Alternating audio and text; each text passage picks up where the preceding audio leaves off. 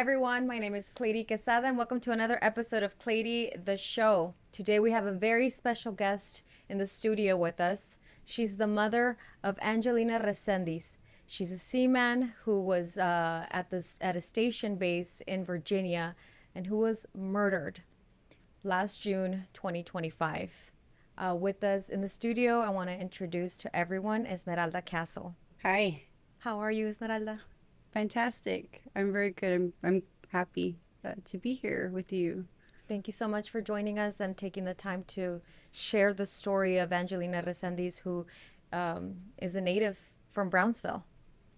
I want to start from the very beginning.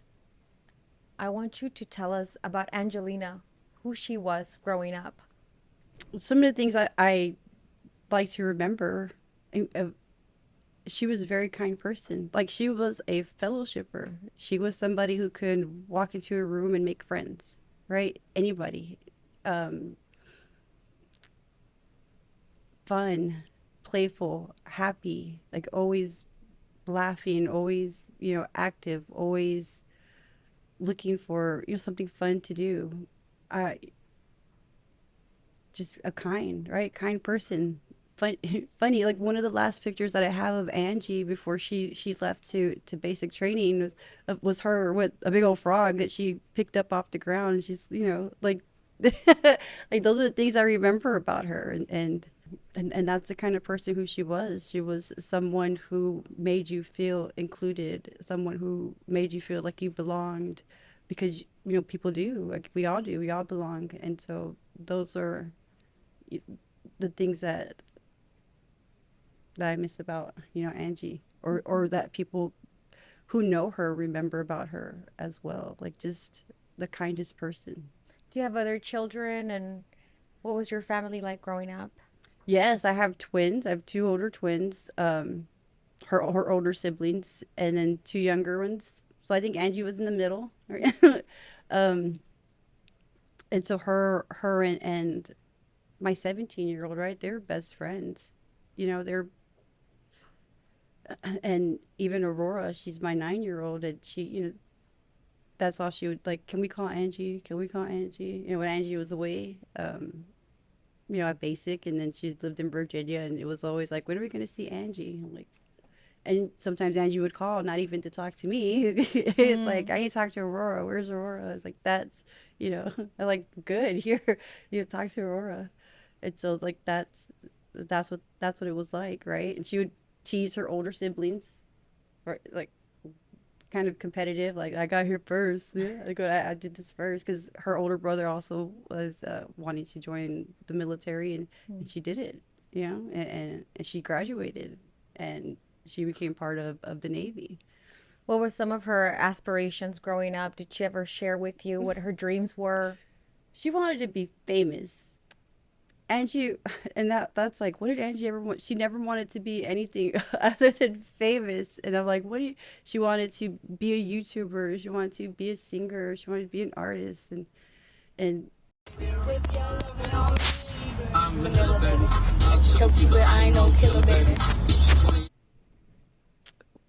expected her to go to school and create something for herself. When she said she wanted to go to the military, I like, like Angie, because she's small. And she was small, she was petite, and it was a little scary. I'm like, no, what do you need, right? Do you need a car? Do you need an apartment? Like, what do you need to keep you here, and go to school, and do something else? But that's not she, that is not what she wanted. I have other siblings that are in the military. Like, my husband was in the military. um it's part of our family, right? It's something that kind of came natural to her, even though I was like, "Meh." At one point, I also, wanted to join the military, but I had children, and so. How did the aspirations? I remember, and I'm asking that because I remember being in high school at Rivera, and the military would go in about your junior senior year and would have like sort of an orientation with people who were interested in joining the military. Is that something that happened to Angelina? And what school did she go to? So in her high school, she was living in Mejia with her father, and so she was going to Mejia High School, and that's exactly what it was. Is that the Navy came to the school and they talked to her, and I remember her calling me and telling me like, "Mom, this this feels like it's calling. This is a calling for me to join." I'm like, you can't fight with that, right? Like, and they get to make their own choices, and so that's where it started, and that's she started working towards joining the military, right? Meeting with them, training with them, taking all the tests, and preparing to leave, and she signed a contract. Hmm. Did she do it right after graduation? Hmm. Yeah, she came home. She stayed with me for about 2 weeks, and then I'm not sure. I took her back to, it was to Waco, um, to that facility in Waco, and she got on a bus. We're going to talk about now the transition and her path to the Navy. It came, it sounds like, the way it comes to a lot of us here, at least in the Valley. They usually come knocking to the school and asking you if you, or they actually tell you all the things that you're going to benefit from by joining the military. I remember even being excited because I had a way now to go to college. Was that something that Angelina thought of as well? I don't think Angie was really interested. Well, yeah, she might have been interested in college because she did. They pay into it, Mm-hmm. right? With the GI Bill, they take it from them and they put it away so that when they finish the military, they can go to school. But it's just she wanted to travel, and she wanted to see the world, and that was something that they told her that she could do. And part of her being famous, that was something that she did want when she was younger. Like, she wanted to see everything, and this was going to be her opportunity, like on a ship going to port, and seeing the world that way, and living in different parts of the world. Right. So tell me about the time once she takes off, she joins the Navy. What year? Can you tell me chronologically what year that started, and then how long was she in it? And It's 2023. I, okay, I think it was 2023, when she joined the Navy.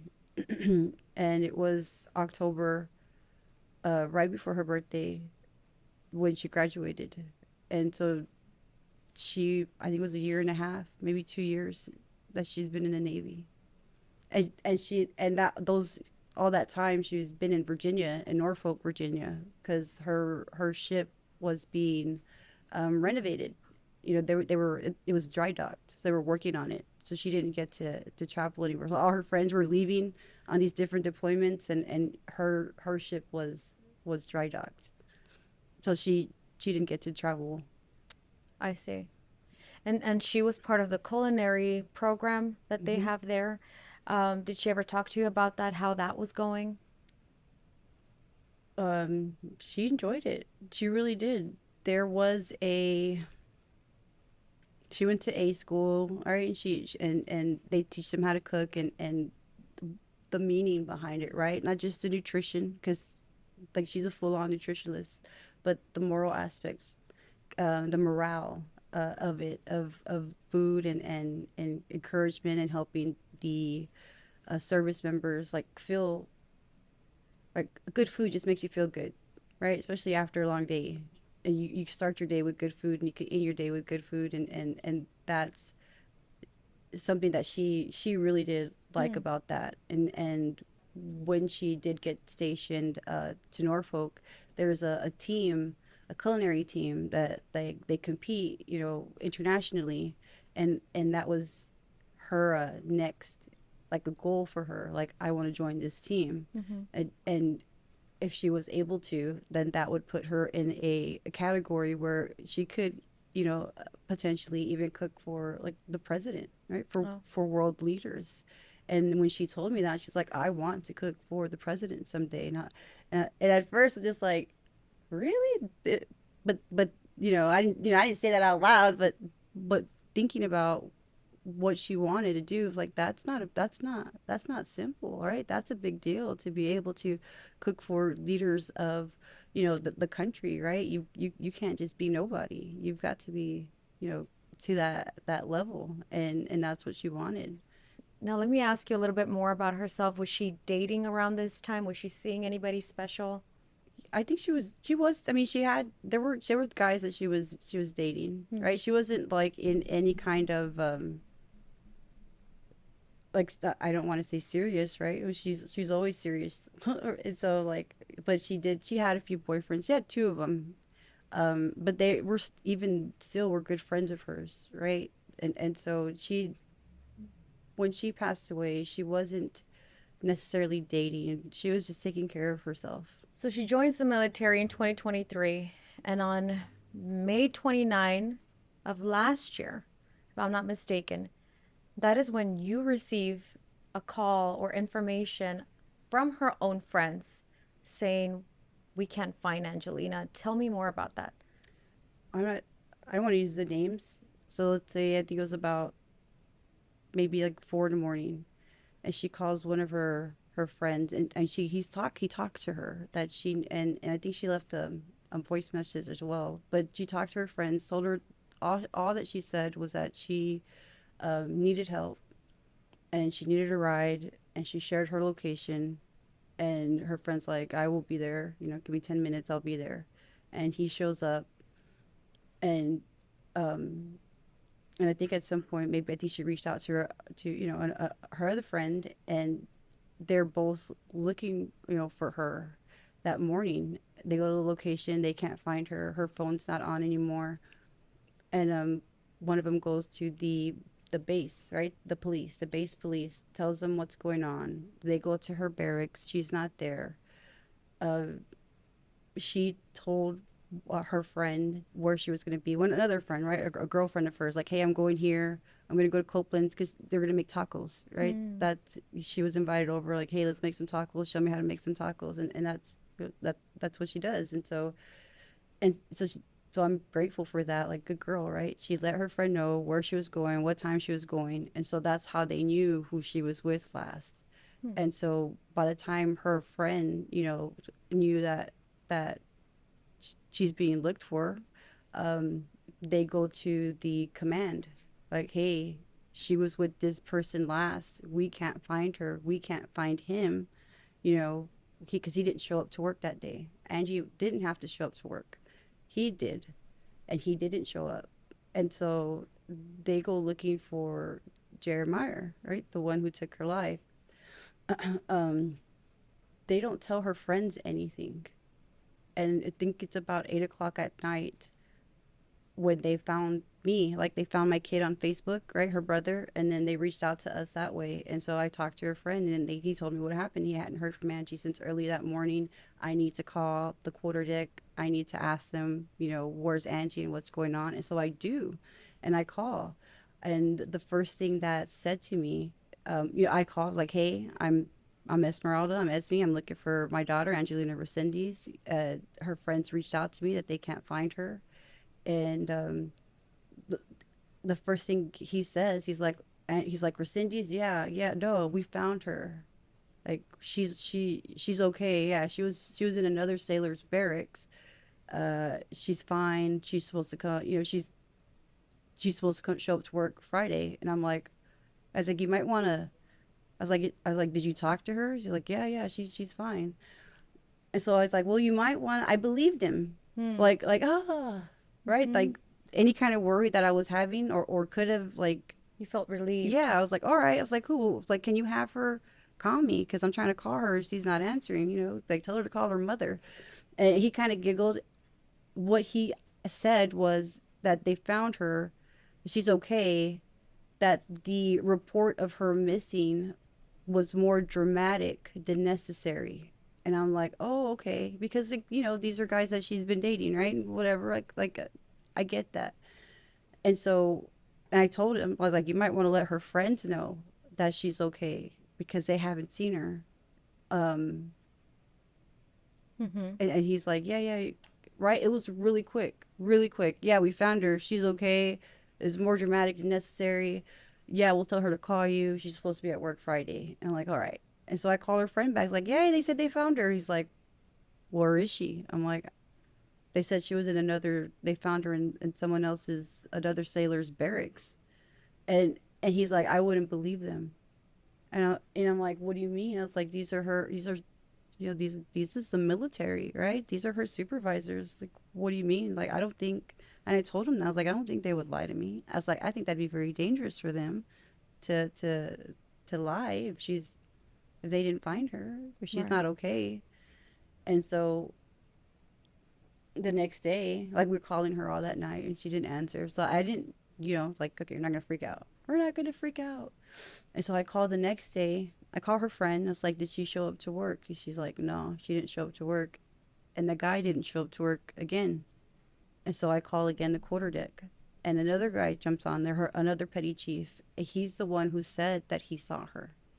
And so, he gets on the phone. I'm like, I thought you said, like, did she show up to work? He's like, no, she didn't show up to work. I was like, I thought that you said that you saw her and that you talked to her. He's like, well, yeah, we did.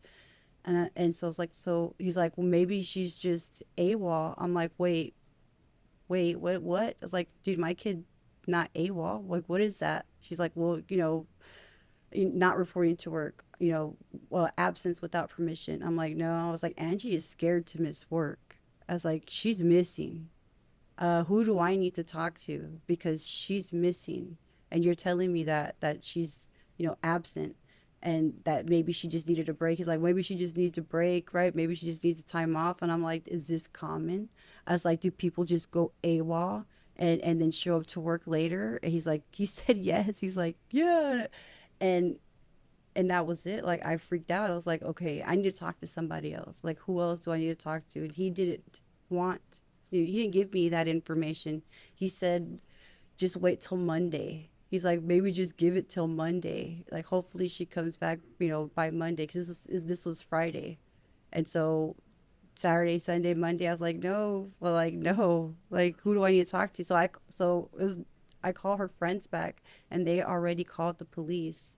They went to the Norfolk police. They were looking for her, right? They were calling hospitals, they were calling police stations, they were doing all the things that needed to be done to look for the service member because her command wouldn't. And so um, they called the police and they made the missing persons report, and they reported both of them missing, not just Angie. Like, these two people are missing. Simultaneously, they reported both Jeremiah and Angie Hmm. missing. Let me ask another question about the barracks. In the military, I guess I was under the presumption that they keep men and women separate.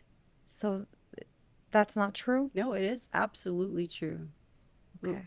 Like, there's a female in the barracks and you walk in there, you tell her to leave, right? Right. You wait till she leaves, you make sure she leaves. If you're missing work and you show up to someone's barracks and they're there, you you're making sure that they get there. They're walking with you back to work. You don't just say, hey, you need to come, right? I'll see you there. And you said the commander spoke to her? So this is a petty chief, right? Petty These are chief. supervisors, like under the command, right? There's this whole structure. And so they're like the ground floor, right? They're the ones that's supposed to be looking after the service members and making sure they get to work and do their jobs. And that's what they said. At that time, I did not know that was a policy, right? Like, Right. aren't supposed to be in men's barracks and vice versa, right? Men aren't supposed to be in the women's barracks. Um, so so after, they call the police the next day, right? It was the 29th, the 30th, the police are called.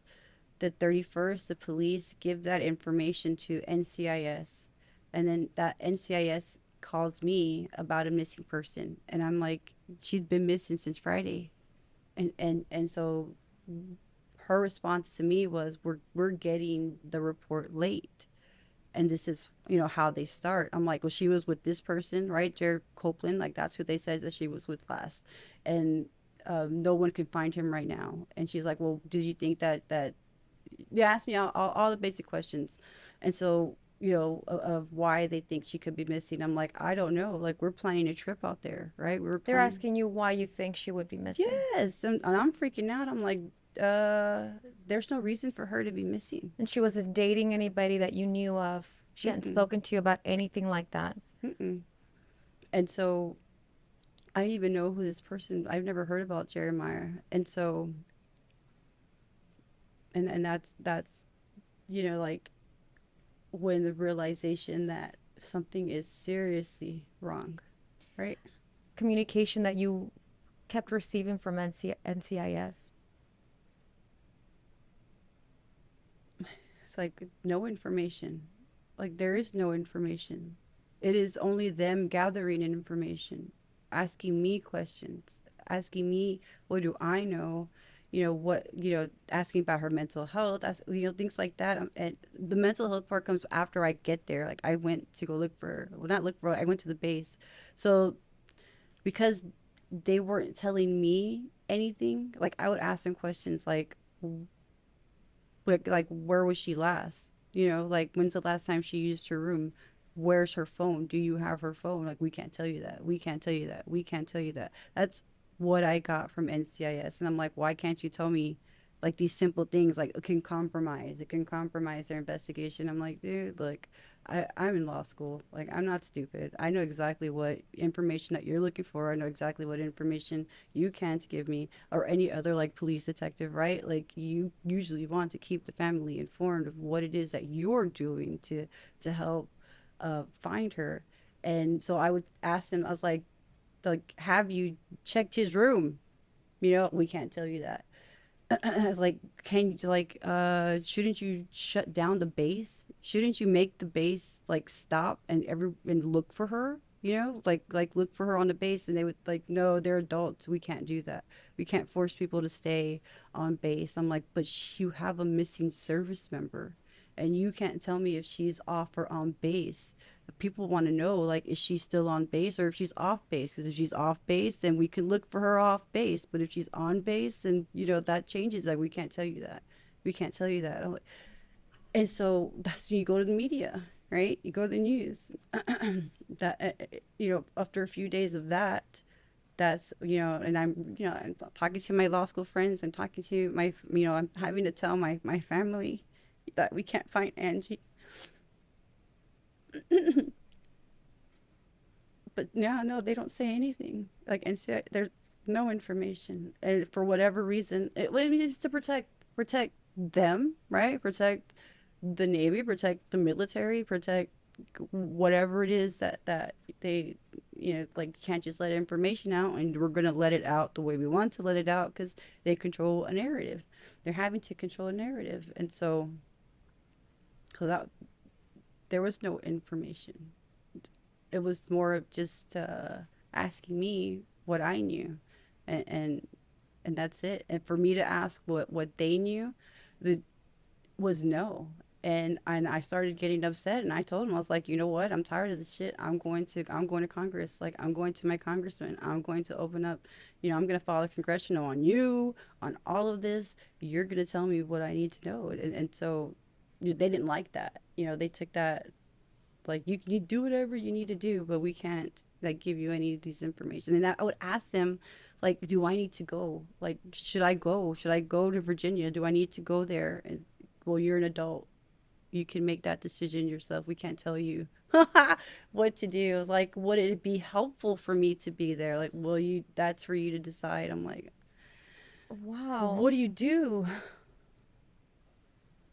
It sounds more like they were trying to just gather information, see how much you knew, see how far you would go as a parent, from what I'm understanding. And at this point, where are we in the timeline of finding Angelina? This we're probably by that time it's June the 2nd. It's already a Tuesday. She went missing Friday. And so I asked him, I was like, what? I was like, isn't 48 hours a thing, right? Like once you haven't found someone in 48 hours, like now you're looking for a body, and they're, oh no, don't think like that. I'm like, what do you mean don't think like that? You're not helping. you're not giving me any information, and it doesn't seem like you're doing much either. I'm like, why are you not out there? So let's, I think it's by Tuesday, her commander calls me, like the commander, the ones in that's in charge of the ship, that he's, you know, the, and I'm gonna say it like this because it's how it's been explained to me. Like they're the gods, right? Hmm. They act. They are. They have the power. They have all the power. They are the judge, the jury. They make all the decisions. And he decided not to report her missing. So if you, and they put this in a document, and they gave it to Congress, like, did you report her missing? And you not reporting her missing, did it affect them, you know, her looking for her? They're like, no, we didn't report her missing. That was a command decision. But, you know, the state did, right? The state, her friends made the report to the police, and then the police made the report to NCIS. The command never did. And they, because someone else did it, they didn't have to do it. And I'm just, I don't care if 500 people reported her missing. Like the command should have been one of those people. Like that's your sailor. That's the policy. Those procedures. You need to report her missing. And so he calls me, right? He's like, so like as if I didn't already know. He's trying to give me information like, so Angie's missing. I'm like, I know she's missing. Why are you not looking for her? Like you need to go look for her. You go get your sailors, go make lines, you know, start looking for her. And he's like, well, NCIS is doing a great job. I'm like, I don't agree with you. I do not agree with you. Like, why haven't you found her yet? Why are you not looking for her? And he, you know, that was, you know, maybe he tried to say other things, but it's, And just for people to understand, NCIS, it's its own investigation uh, group within the Navy or within the base that is in charge of investigating cases such as these. But from what you're telling me, there's a lot of gaps of like the protocol itself. It seems one, like there wasn't a protocol or there isn't one in place, or if there is, oh, it wasn't there. communicated to you. And then the commander, if there was a protocol, he made a decision to not report her missing. But her friends, and let me just, I want to clear this, at least for me also, to understand the story a little bit better. Their friends were also on the base with her, but they went out of the base to report her missing within the city and state, correct? Well, they called. I don't know if they went to the police station, but I know that there was Mm. they made the report. I'm not. I don't know if they called them or if they showed up to the police station, but it was them who initiated the missing person to Norfolk Police Department. How many friends are we talking? Is it a group of two people, three? Right now it's three.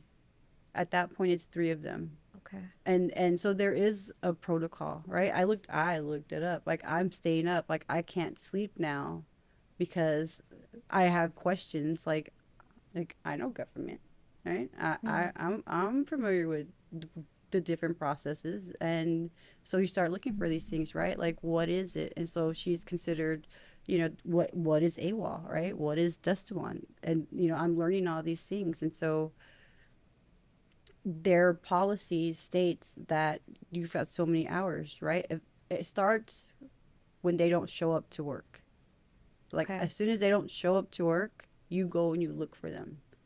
And you look for them, you go to their barracks, you know, you start talking to their friends, you start looking at their, it says it right there, you start friends, social media, family, you start to look for them if they're not in their room. Because and and that starts as soon as as you miss work. So Angie didn't miss work until that Friday, right? The 30th. But Jeremiah missed work the day before, or when she came missing, when they Hmm. couldn't one can find her. And so I'm gonna I'm gonna skip ahead a little bit because we learned that in the hearing, her petty chief that said that he saw her, he went to Jeremiah's barracks, Mm. and he saw, you know, he knocked on a door. Well, they can open the first door, right? They're like little apartments and Okay. they are roommates, right? So you got the main area and then you have doors. And so they went to his door and he was knocking on it, and then Jeremiah opens the door. He doesn't let him come in, and he says that he sees, you know, Angie wrapped up in a blanket. Like he sees her feet, and that she's wrapped up in a blanket on his bed or on a bed, right? And he asked him, like, "Is that Angie?" He's like, "Yeah, that's Angie." He's like, he leaves him. I don't remember exactly what he says. I don't know if he says like, "Yeah, you need to get to work. She needs to get out of here," but he leaves him. He doesn't go in. He doesn't check on her to see if she's okay. He says that she waved. I was like, "That's not Angie. Would not just wave off a petty chief. And he Angie's told you, I spoke to her. She said she was fine. And that's what I was wondering. I said, well, if he must have spoken to someone, but he didn't. And then there's still a question if he even went to go see her. Like, did he, like, what did you do?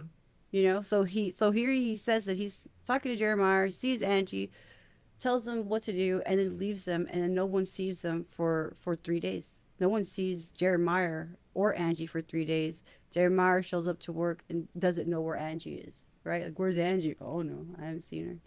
And just so everyone knows, Jeremiah worked in He's the a cook. kitchen. Also, he was a cook with Angie. And so that's how that's the background I've learned, right, about who saw her last and when. So, but when they're talking to me, I didn't know that, right? I'm thinking that she was jumping around and like, yeah, but no, because that's Angie, right? Like, Right. and it's not, it wasn't. And so I decided to go out there to Virginia, and so I got some help. People helped me. Uh, Members of the church, I helped me. Like they gave me a place to stay in Virginia, so I stayed with the family, which I'm very like grateful because I needed to be. I'm glad I wasn't alone. Right. And so, and she, a friend of mine from law school who lives in Virginia, she picked me up from the airport and she took me to the base and was there with me. She was a veteran and listened to what they were asking me. And so when I went to go to the base and talk to NCIS, I thought I was going to be talking to the commander as well, because I told the commander I'm on my way, and I don't know why you don't know why I'm on my way. Like we need to talk. And so he didn't talk to me, but I got there and it was just questioning. Like, we can't tell you anything. Like they took a lot of DNA from me, like swabs. From and, you. They took test of you. and Did they tell you why? to match DNA. Okay. That they've found, right? To match different DNAs that they found. And so there they tried to make me, I don't know what they were trying to do, but they were like focused on mental health. Like, do you think she would have killed herself? Do you think she would have, taken her own life? I was like, no, like Angie wouldn't. Like Angie would talk to somebody, right? Angie, if she's not feeling herself, she would reach out. And she has, like, so her and my sister had a streak, right? A Snapchat streak, like 400 days, of Back and forth. yeah, like speaking. that's Angie. Angie's always talking to somebody. You're always reaching out to somebody, always, talking to like my sister. She reaches out to my grandmother. She sends me messages, and I do wish I was better at responding back to her. But she would call me early in the morning, and we video chat, and I watch her cooking while I'm brushing my teeth, and like she'd show me her friends, like, hey, like, like. But it sounds like they were just trying to have you, and I'll say this very candidly, sort of like when an HR department in a company tries to have you reveal something about you that they could probably use against you. The questioning of would she take her own life? From my perception, it seems like they were just fishing for you to say something that they could use for their defense, at least. That, and it felt like I kind of left like that, like, oh no, what if she did hurt herself? Oh no, like what happened? Like, what happened to my kid? Like, So nobody then could tell me. you're in Virginia, and then this is still between June and July, I'm This is assuming. June, the first week of June, and so they asked me what do I want. I'm like, I want to see her room. Like that's all I want, is to go into her room.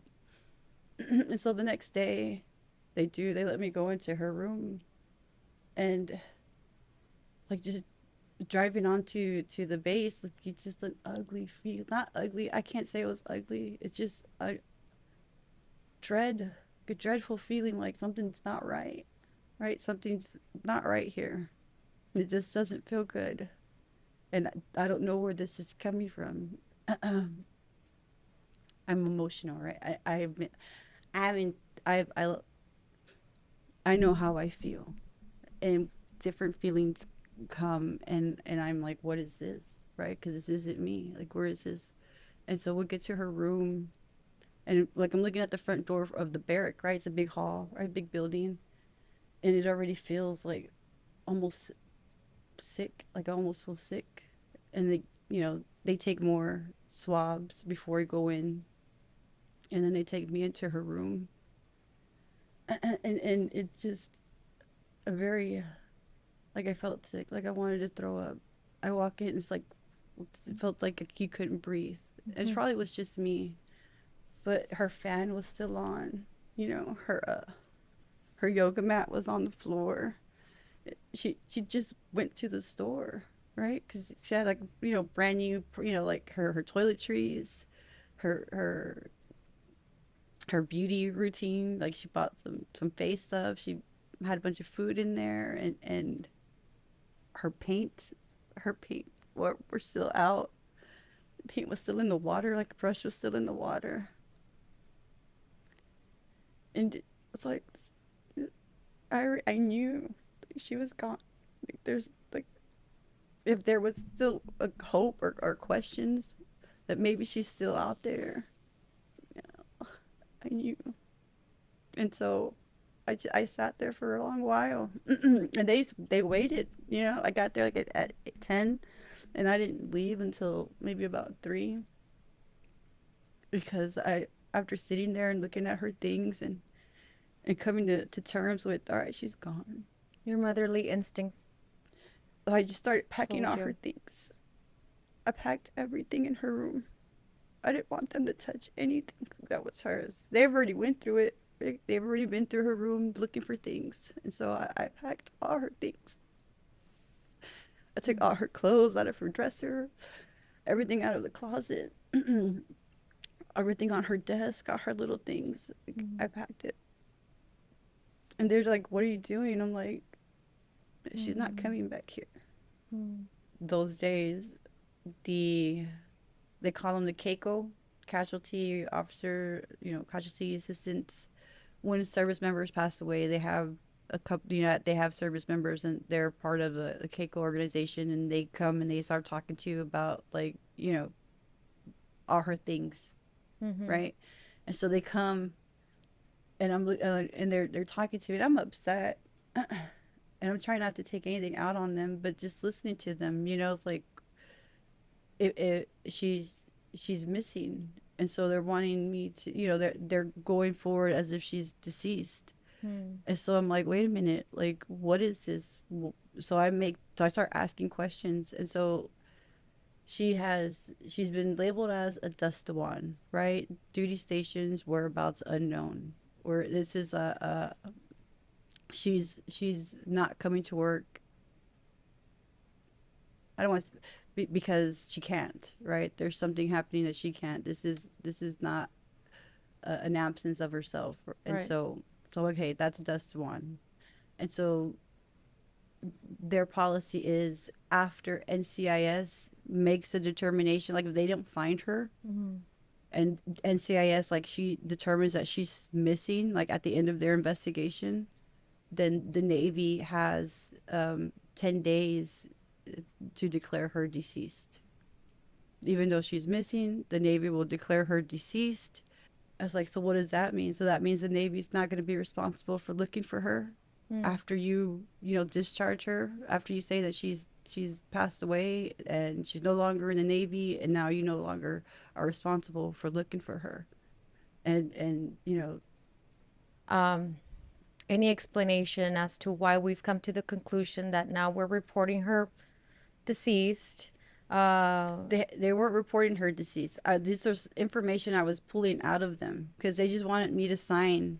I see. And like here, you're gonna have to sign this. You're gonna have to sign things like this, and this is what this is gonna look like. And I'm like, well, wait, like you're gonna like what is all this? And so after NCIS completes their investigation and they can't find her, then they're gonna like she's missing, and then they're gonna give that to the commander, and the commander's like, okay, she's missing. What is our policy? We can declare her deceased, and we can start the process of giving her items to me, right? Like her next of kin, and start the discharge, right? Honorable discharge, whatever, all that good stuff that comes with it. And I was like, it's like, okay, like that was unsettling to me, and I didn't want to hear it anymore. And so they're like, we're professionals. I'm like, nah, dude, you're protecting an image. I was like, I get it, and it's fine. And so at that time, I had already been talking to the media in Virginia. They find her, right? They find her body, and before they tell me, it came out on social media, right? Like they because NCIS is knocking on.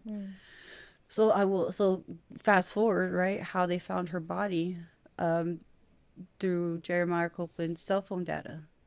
They got the warrant, they got his data, and they followed it. Like they followed him. They followed it. He left the base. He went to a point. Was about 10 miles away from the base into this neighborhood. Like it was just with the school and libraries and like a bunch of kids running around. And he placed her body like next to the wooded area. So it was like let's say a mound of dirt that overgrew. Like the grass and the trees, they overgrew brushy it. area. Yeah. And so he put her there. And it's like right behind houses. Like here's a driveway, right? People are driving. And then here's like this mound of dirt, like L shape. Right. And he put her there in a duffel bag. And so that's how they found her. And so when they found her, they closed everything off. And so that's social media goes up. And they're knocking on doors, asking people if they knew anything and who they are. And they know that I've been there looking for her. And so they know who it is. And so like that's when we first hear like something's happened. I'm like, and then a police officer comes to my door and tells me that I need to call, NCIS. I'm like, why? I was like, did you find her? And he couldn't tell me. And so I called, NCIS, and that they found the body. They don't know if it's Angie, but they're gonna start doing the test, right? The DNA test to identify her. To identify her body. How did you feel at that moment? It's like really no feeling, right? Like other than, okay, they found her, right? Grateful, a little grateful, not to any person, right? Grateful to anyone, to my creator, right? To God, like, thank you, because I don't want to live that life, right?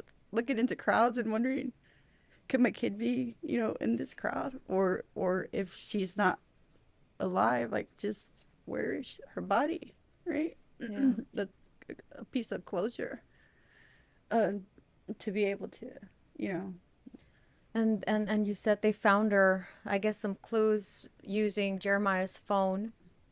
Did they ever find Angelina's phone? No evidence of that. No, they never found her phone.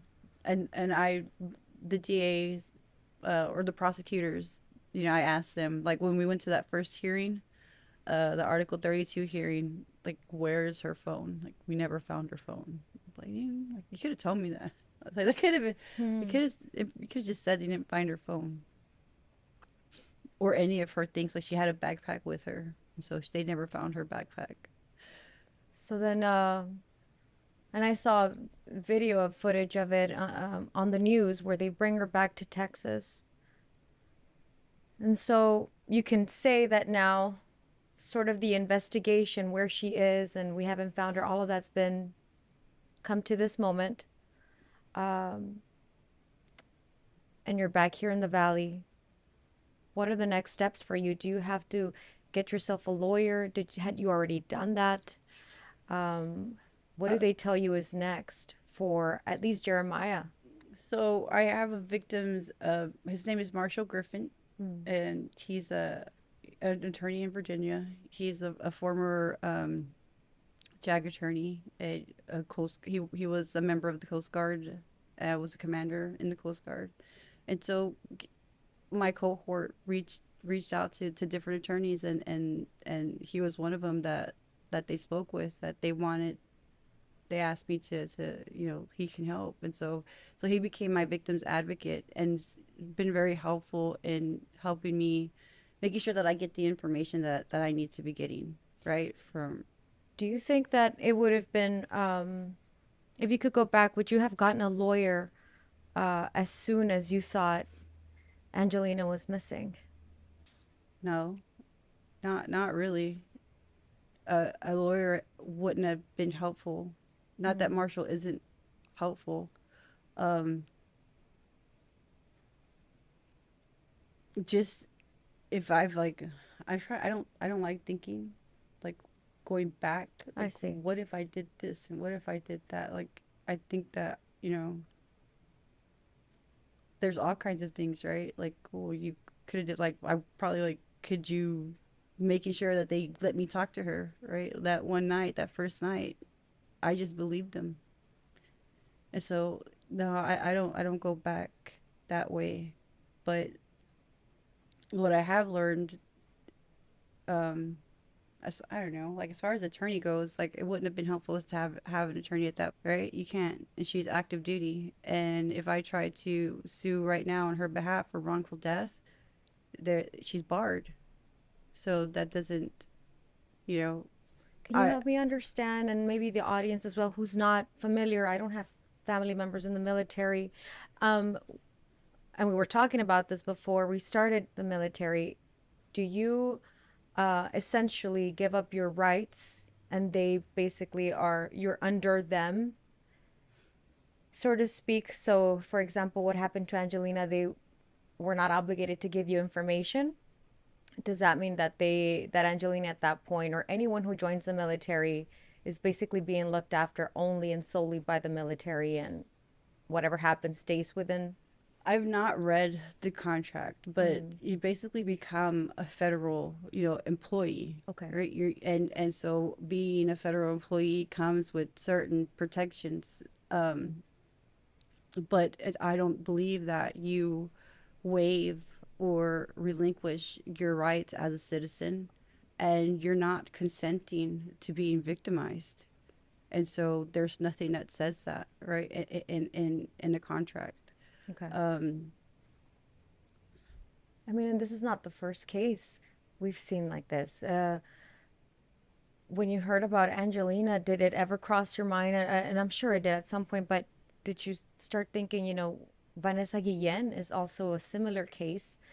And there's so many other cases out there. like, yeah, right. And that was the first thing that my son, he's like, we know this happens. I'm like, no, Angie's gonna be okay, right? Mm. Like, that first night, he's like, that girls come up missing, or, and that's the first thing that we remember. And when I first heard about Vanessa, you don't really, I'm like, oh, poor girl, right? But that really didn't affect me. And so now I look at it differently, and I'm like, this should not be happening anymore, right? There is a problem, and that's, like, yes, so this happened to my kid, but this is happening to a lot of people's kids. This is happening to a lot of families, and it needs to stop, right? And so what we learned from all that, what I did not know, right? We went to the Article 32 hearing, and so we learned that first Jeremiah had a history already of violence towards women and was allowed into the military, right? He This is harmed. before he joins the Hmm. military in high school. Yeah, so one girl, they didn't take serious, right? Nothing was done, and then he had to go to a different school, and then the second girl, there was a protective order in place for her against him. He like videotaped them, being intimate, and then shared it, with people. And so that was the first um, crime, right? So Before essentially, it was 18. like revenge porn, what he was doing. I don't know what you would call that, but that's what happened, and he was already in trouble for that, for treating women this way.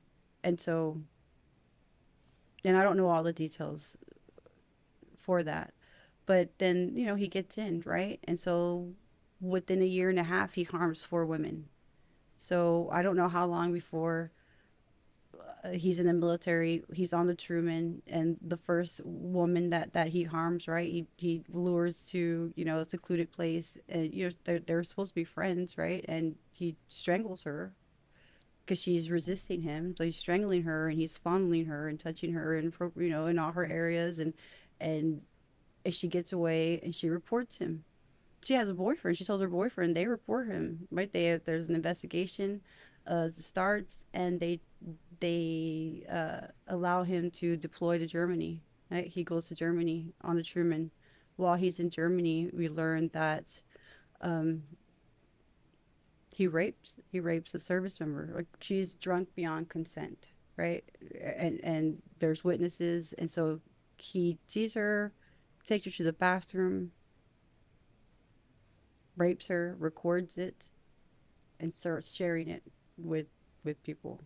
And then he does another report, right? She reports him, and um, he gets transferred.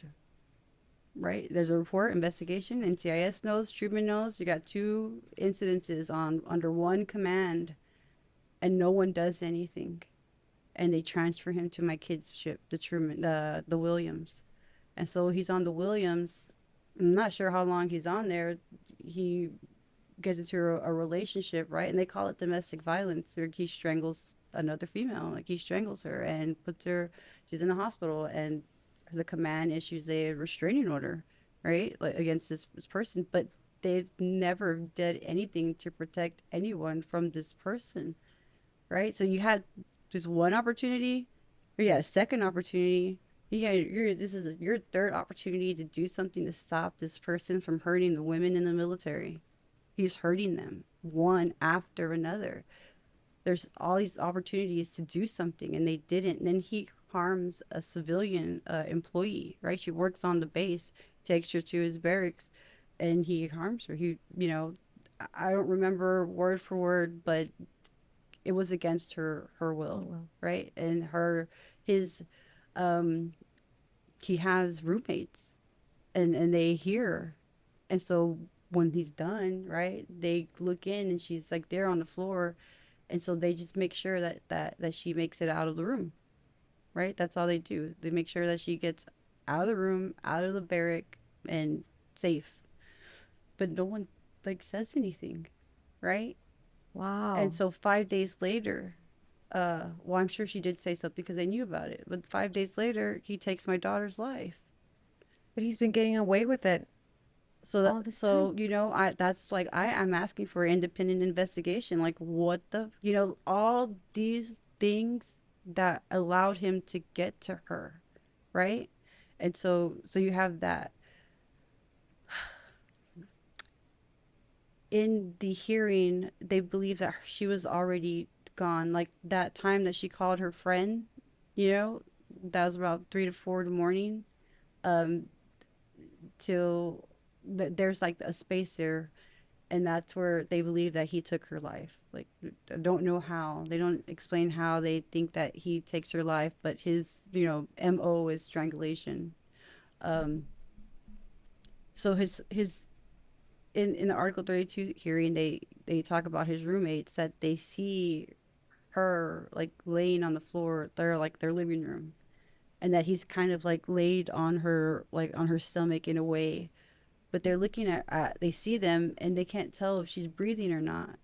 Like, she looks dead to them. And so they have that question, like, is she even alive? But they don't say anything, right? And this is a petty officer. No, these are his roommates. Oh, his roommates Uh-huh. before. Yeah, they They wake up, don't they see question, they they don't. see her dead, like naked on the floor, and they don't even know if she's breathing. They question, is she breathing? And they don't say anything. And so, like, Like, what is happening? Like, that's where are we? We don't ask, don't tell kind of thing. Right. So then right after that, he's not showing up to work. The petty chief shows up, right? They go off to work. Jeremiah doesn't go to work. The petty chief shows up and says he sees her wrapped up in a blanket and doesn't do anything. And then for 3 days, no one knows where he's at. Right? He put her body in the duffel bag. They say that he left her in the closet. I'm like, dude, why didn't they freaking search his room? Like, no one went looking for I mean, her. it's logical steps that you think people would take. I just saw her in your room. Oh, she hasn't been found. Her friends are now complaining that they haven't seen her. Let me go back to the room, and that was the last time we saw her. I mean, just logical things that we would do. Let's go back to where we last perceived to see her. Um, So I've said it several times to the investigators. I've said it to the prosecutors. I think that petty chief needs to be in jail as well. Like, there needs to be criminal charges. Like, he violated policies. He left a person who he left her to a person who I know he knew has a history of violence against women, and he left her there. He left them both there. so I know there's a court martial trial, a court trial, or I forget the right term for it. Hmm. Um, it's a trial, but the military is overseeing it. Um, so the petty officer didn't do anything, and so because Angie's body was left out, right, in the field, decomposing, like we couldn't tell the cause of death. And so, if he just would have acted, right, at least we would have been able to know how she passed away. I would have been able to, maybe even have an open casket, right? But the way that she came home was the way they found her, right? Just dirty, full of maggots, like And let just me ask you, did you say maggots? yeah. So while we were waiting for her to come back, right? My the keiko that I had that was supposed to be helping me like with all these different things, like to have the military there, to have that big, you ceremony when she's Mm. coming off the plane. Like, there's somebody to help plan that. And he keep telling me that, oh, the Navy's taking care of her. The Navy's taking care of her right now. The Navy's taking care of her. The Navy never got her body back. Right? They sent her back home in how they found her. So I wanted to see her. Mm. Right? That's my kid. I'm gonna see her before, because we had her cremated. So I'm gonna see her before I can't ever see her again. And so they didn't want me to, open the bag. And I'm like, oh, dude, open it, right? And I was right. You just the big, just I couldn't tell, right? You can't tell. It's just meat, and it's infested, and so there's like maggots on top of. So you have a black bag. You open a black bag, and then there's like a clear bag. And so there's maggots on top of that clear bag, and then it's like they're breathing. Like, that's how many, and that's how, just like movement, like just waves, and it's like they didn't. It's like and like to see that isn't as shocking as like, why didn't they fucking clean her? Sorry. So I was like dignity, right? All like they failed her from the beginning to the end, like nothing, like. And it's like, you can't tell me that, because in Virginia, especially at that base in Norfolk, they have the best morticians there. Like, they can make it to where a service member came back like disfigured and dismembered, wrap their body in such a way where you could have an open casket if you wanted to, and they did not do that for her. And so I had them make sure that they cleaned her and whatever she needed, right? Uh, Before we had the services. And so, like, just like shit like that, like those things like that, like, dude, you can't tell me that you care about people. Like, you really don't. They never gave you any autopsy results. I got my own, and then they gave me theirs. But before we cremated her, we did have our own medical examination done. And because of the way the body was, you can't determine how it happened or what happened. This is terrible. uh, the negligence towards a human body and towards a human in general. Uh, but we were mentioning this at the very beginning, that this is a bigger case than just a murder case. This is a systematic issue within the military. It's not one case, it's not two cases, it's many cases over the years. Unfortunately, I guess in the last 4 or 5 years, two Hispanic women, uh, from what I've read, have suffered under the watch of the military. And now I'm thinking of the current case right now. There's a court-martialed case coming up in June. Where are you with that? I'll be there at the trial. I'm not worried about the criminal part of it. Like that's gonna happen. He's going to Hmm. go to jail. He's going to go to jail for a very long time. But that doesn't solve the problem. There, it like it's deeper than that, right? So I asked for an independent investigation into the leadership, into the systemic failures. You had four opportunities to stop him, right? At the first one, you could have you could have kept at least three other women from physical harm, but you didn't, right? All these women had to be harmed. Then he got to my kid, like all the things that had to happen for him to get to her the way that he did, right? This was a person who was escalating in his violence and they knew it. It was documented. It wasn't unknown to them. They, it seems like they were more protecting him, right, than they were the females. They could have done something at any time. They had Or four like they were opportunities. protecting the system, the protocol, or Hmm. lack of. Protecting leadership. Nobody wants that on them, right? But they're allowing it to happen. Like no one's saying anything. I don't know why, but it shouldn't be. And for whatever reason that they could come up with why, it's not good enough and it needs to change.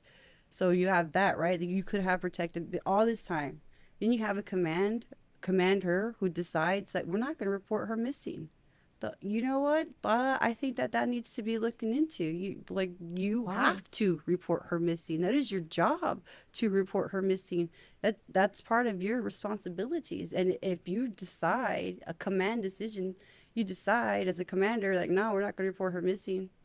You know, and I forgot to say her friends, the three individuals that were looking for her, the commander had them sign non-disclosure agreements so No. they will stop talking to me and so that they wouldn't talk about it to anybody else on the base. It's like when does that get to start happening? Like that is, if that is an interference, like I guess you can't say it's interference, but that if that isn't in itself, you know a reason to believe that something is wrong, right? Something seriously is wrong. When you're having service members, when you're forcing them into silence, and protecting yourself instead of your sailors, that needs to be investigated. Because when I went to Washington the first time, I spoke with two women, and I forgot what committee they were on, but they questioned that as well. Because it's not just in the Navy, it's the military. They're doing it in the Army. They're doing it in the Air Force. Like they're having service members sign different types of, they call them different things, but it's non-disclosure. It is, you be quiet. You can't talk about this, or they threaten you with your career. And so that needs to be investigated, right? Why would you do that? What are you hiding? Why would you put that pressure on your service members? I mean, they're looking for their friend. You should be out there looking for her too. Like, no, that's questionable behavior. And who's the one that can give you the power to say, let's start an independent investigation? Congress, Okay. And you're running for state rep. state rep. I know, and there's some people who are like, well, you can't do anything from a state rep. Yes, I can. I can absolutely. There's nothing that stops me from continuing to advocate for the active duty service members. And if anything, this position puts me in a place where I get to learn more from my community, and especially from the veteran community, and what they're needing and what they're missing and the things that's happening, because federal and state still need to work together, right? We still need to once our service members are, discharged from the military, their care needs to continue, right? That they've It's a whole shift for them, and we have the 22 a day, like that's not for no reason. Have more women come up to you within the organizations that are working with you? You mentioned LULAC is one of them. There are quite a few. LULAC, National Women's Legal Center, uh, Repatriate My Patriots. Uh, there's so many I can't even think of them. Oh, good. Like they're Yeah. big and small, right? But they're all coming together. Like my Circle of Arms, uh, Female Veterans, Women's United, VFWs from all over the country. They have reached out, and women, service members that this has happened to, right? They've been harmed in the military. I didn't know military sexual trauma was a thing until now. And there's so many survivors of it, and they've been reaching out, and they're like, because the call to action is it's time to speak, right? It's Right. it's time to it's time to start talking about these things, because they've tried and they've been shut down, and they've been, like, they're the problem, and so, and women tell me that it's been 20 years, and when they saw what happened to Angie, and they're seeing what I'm doing for them, like, they're telling their families, like, this happened to me. And so, that like, my goal, like, what is the goal of all this? At the very end of it, I believe that active duty service members should have access to the courts, and these veterans, because it's men too. Men have been sexually assaulted in the military. They just don't want to speak about it. It's not talked about. And so I believe they deserve access to the courts as well. And Congress has before carved out exceptions, for harms that have been done by negligence, of the military, right? Right. Whatever department that it is. And so this is negligence, that no one can control. But when you remove the immunity, right? Because they're protected. Like, that guy should not have told me that she was okay. He doesn't have to talk to me at all. But if you're going to talk to me, you tell me the truth. And he told me whatever he wanted to tell me, because he's protected. I can't come after him. Like, He for just for he Angie, just like, said whatever. and so that needs to change, right? When you allow them to be liable for the harms that they are committing, like the negligence that they were committing, has nothing to do with war, and it has nothing to do with being ready for war, or training or anything like that. Like, these people deserve their time in court. They deserve some damages, and win or lose, like, that forces that military to correct themselves, because they have to fight against all, they have to fight for in court, right? They've got to make their side. You're accusing them of this, and they have to come and fight. But as long as there's a jury, they get to decide those facts. And so, when it's like any other employer, right? The military is a Hmm. big employer. When an employer harms an employee, and that employee files a lawsuit, that employer is going to make it to where no more employees get hurt again, because Right. they don't want to continue going through lawsuits. And that's what needs to happen now. If you allow the military to be liable for their wrongs, they will self-correct, because they don't want that. That's their assets, right? That's their money that you're going after, and they don't want to give that up, right? They're And asking for especially if more. women start feeling like, I don't feel safe. I've heard so many cases. I'll tell you, I thought about joining the military myself right out of high school. And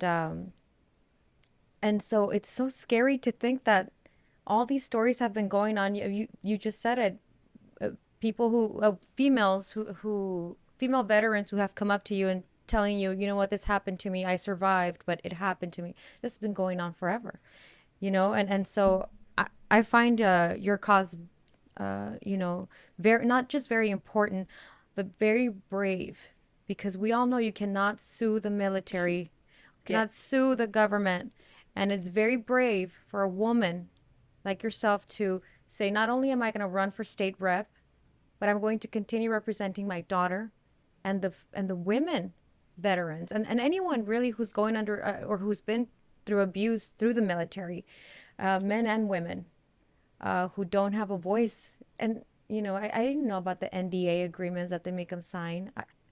They don't, yeah, they made those three sign them, right? It's not normal. And so, and then like other women, right? We learned about Fort Hood and those women that gynecologist, he was in Hawaii. He was videotaping the, you know, their areas while he was examining them.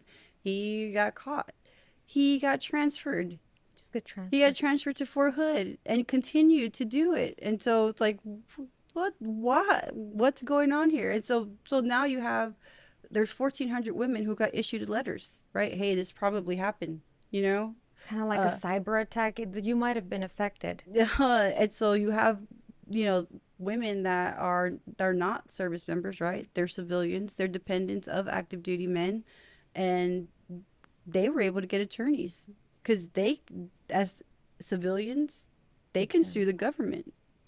But the women, the active duty women trying to get attorneys, they're turned away.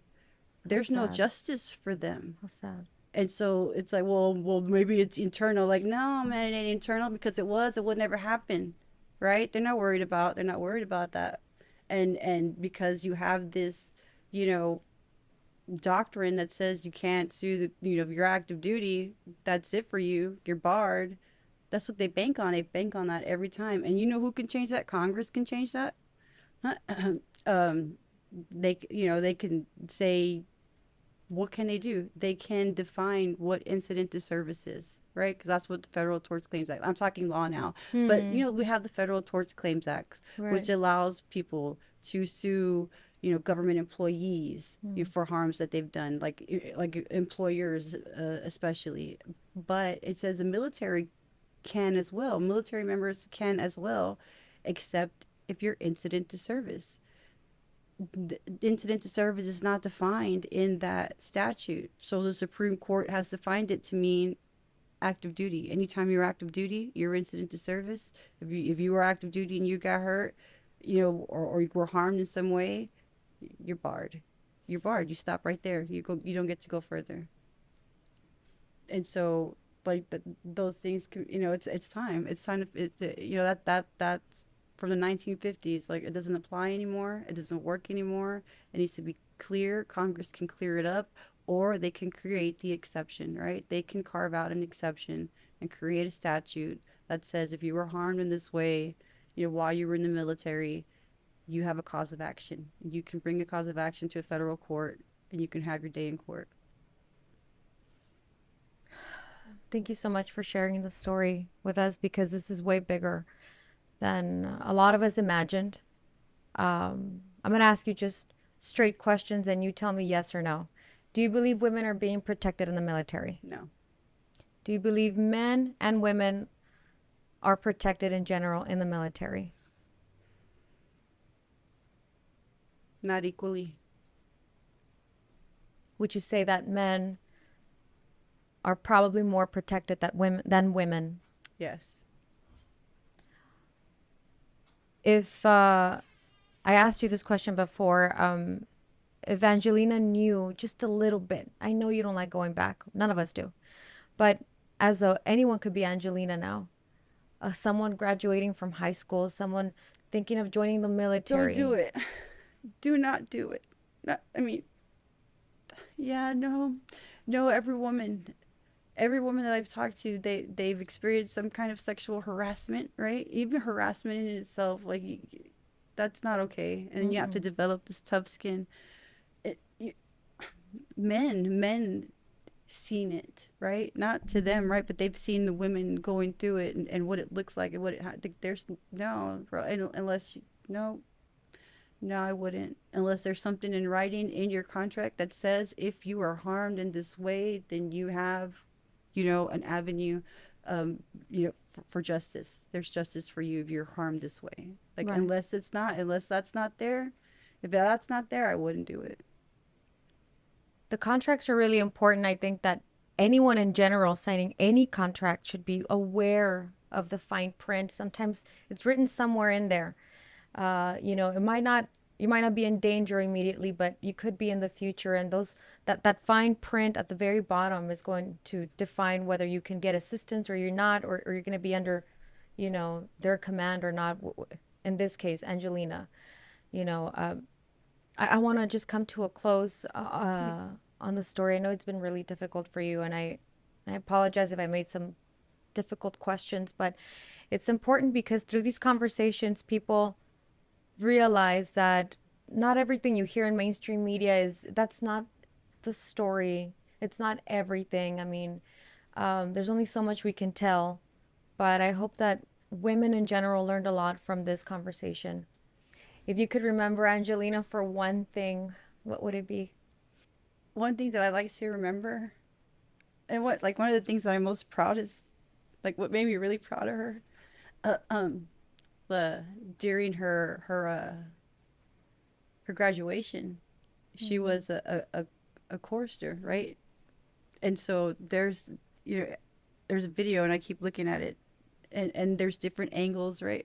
But when I was there and I saw her, is she had to try out, to be in that position, to lead a group of people, right? Group of service members, and they follow her, and then she leads them in singing, and then in standing, and in marching, and I'm like, that's my baby right there. Of like, she worked for that, Yeah. right? That nothing wasn't given to her.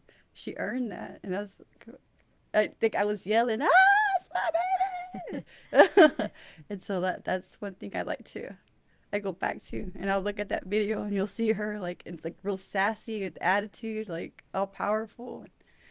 That's one thing I like to think about her and remember her. And what can we do to help you and the women? You can call your congressman. You can call your senator. You can call my congressman, who's Vicente Gonzalez. You can call your senator anywhere you are in this country, and tell them that you want them to support an independent investigation into the leadership and the systemic failures, that surrounding, you know, Angelina's death, right? Navy seaman Angelina Resendiz. That's the goal right now, is to have that investigation.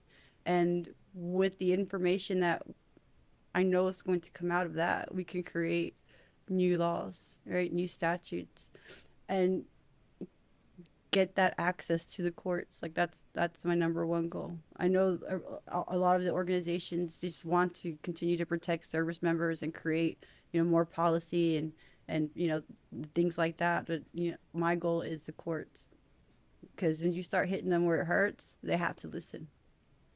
I agree. Thank you so much for sharing your stories. Or anything I missed, something you would like to share with the audience about her story?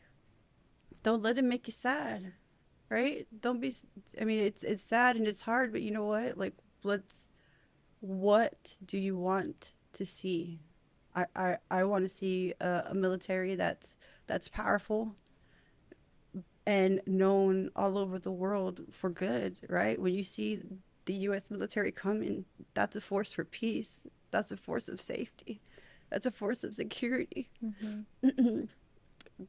That's what I want to focus on. Not to take away, right? Not to not have a military or to come after them, but they can be a force in this world for good. And the only way to do that is if they protect each other as well.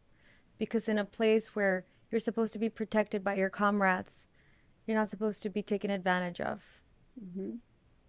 And with that, I'll wrap it up. Thank you so much for joining us. This is your avenue. If you ever want to come and speak and share something else, this is now your home as well. And you have a community, you Thank know, you. the Rio Grande Valley and all of us that support our veterans are here for you, are here for the women as well.